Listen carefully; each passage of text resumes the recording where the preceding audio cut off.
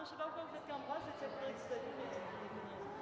Je veux les deux bras, là, hop, donc les nymphes, donc c'est pas grave, si d'habitude, je préfère celle-là, mais c'est pas grave, je vous l'accorde, là, et là, il y en a qui sortent déjà, là, et après là, on lâche la tête, et là, il y en a qui sortent. Okay, on refait ça. Bonjour, je m'appelle Sabine Kilissi, j'ai 34 ans, je suis journaliste dans une collectivité territoriale, mais ma vraie passion, c'est la danse.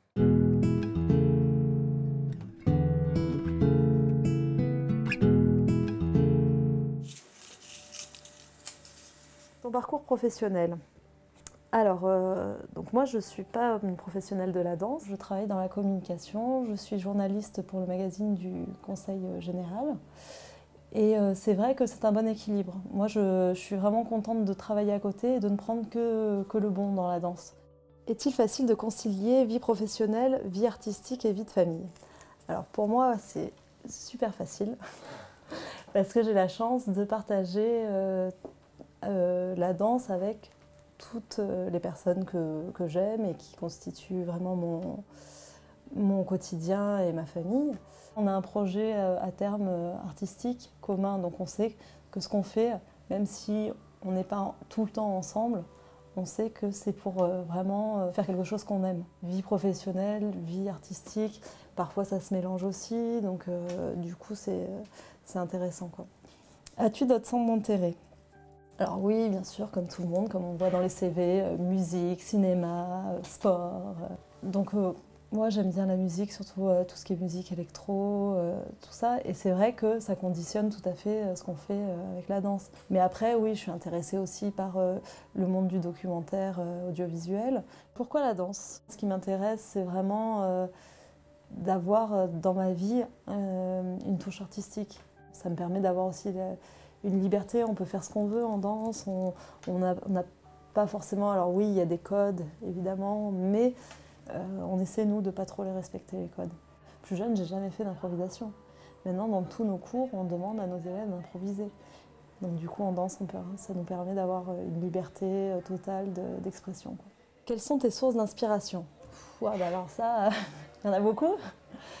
Moi, j'aime bien regarder un peu le monde qui nous entoure et me dire voilà ce qui va pas, ce qu'on dénonce pas, les travers du monde actuel, la consommation, les problèmes de tolérance et surtout d'intolérance, tout ça. Je pense que c'est vraiment le monde dans lequel on vit. Dénoncer, ouais, on est peut-être un peu trop parfois dans la dénonciation, mais aussi essayer d'être ouvert à ce qui existe, ce qui n'existe pas, dans ce qui nous entoure.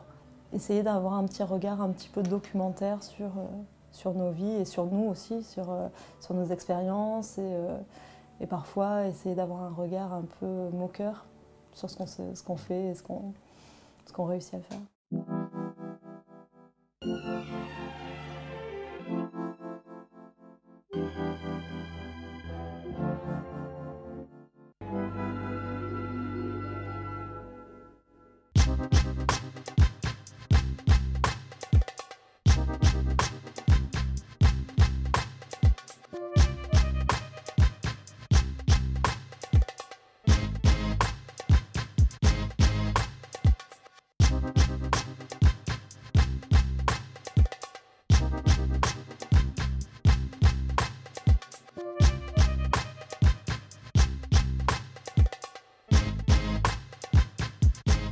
Quelles sont tes motivations?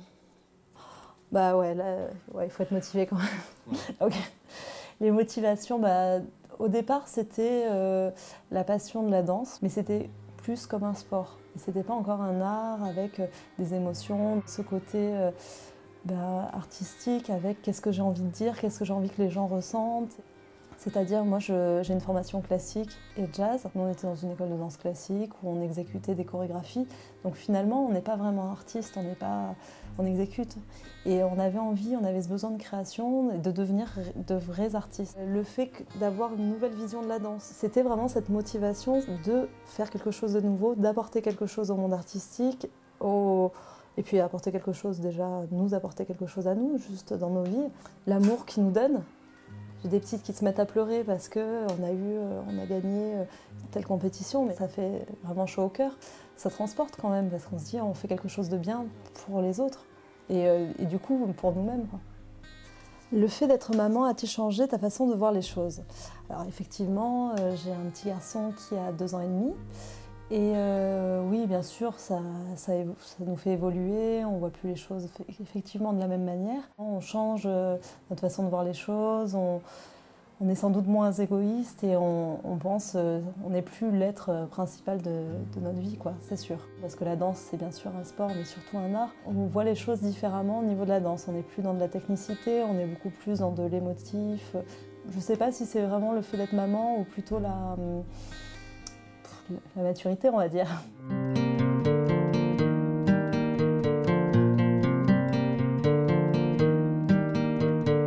Pourrais-tu concevoir ta vie sans la danse? Alors aujourd'hui, absolument pas. Je suis à la danse, je crois, 5 jours par semaine. Et puis derrière nous, on a monté donc une association, mais aussi par rapport à ce qui est affectif avec, on va pas dire les 180 adhérents, mais vraiment avec beaucoup de personnes. Et on a créé des liens très très forts. Et franchement, je n'aurais pas envie d'arrêter ça. Quels sont les thèmes qui te tiennent à cœur?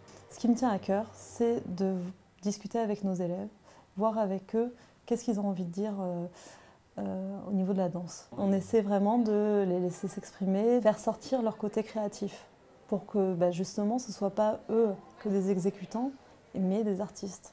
Et nous, on a vraiment envie de donner cet espace de liberté à nos danseurs pour que ça devienne vraiment des artistes. C'est au niveau de la danse, mais c'est aussi au niveau de la création de sa personnalité. Ça peut être dans la danse, mais ça pourrait être dans n'importe quel art.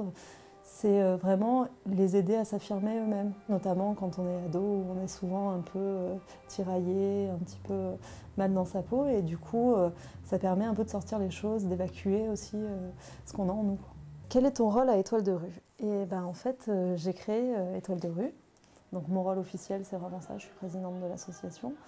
Mais je donne aussi les ateliers de modern jazz. Alors, comment envisages-tu l'avenir?